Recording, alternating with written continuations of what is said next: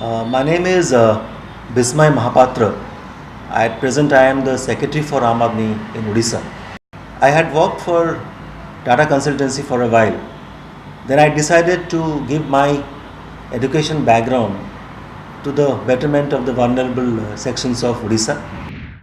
I have primarily spent more than 2 decades working for the most vulnerable weaker sections, the Dalits, the Adivasis, helping them earn a decent livelihood.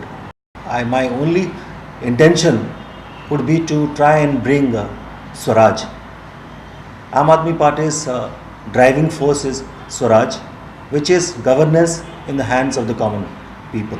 I would like to ensure that the youth employment would want to be my driving force. I see that majority of these people in Odisha who are educated migrate to other cities in search of jobs. People who are illiterate, people who don't have a decent earning livelihood in their own villages also migrate to work as wage laborers all over the country. How do we bring about better education in the government schools? How do we ensure that the enrollment is high? How do we ensure that the girl do come to the school? How do we ensure that there is a better infrastructure in school? How do we ensure that we have good teachers who attend schools regularly? But I think this is all a misnomer.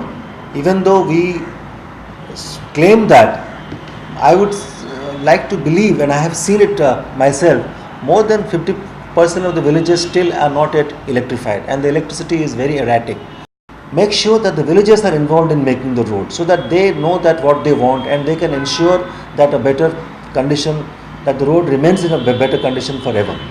We all know that unless women who constitute half of our country are there in the decision making, we cannot make any headway as far as women empowerment is concerned. My entire 2 decades I have spent on trying to secure decent livelihood for women. I would like to ensure that education and health, these are the 2 things which I would like to ensure. I would like to ensure that the schools, the government schools, the health centers which are run by the government, they all have better infrastructure and people do go and avail of their services there.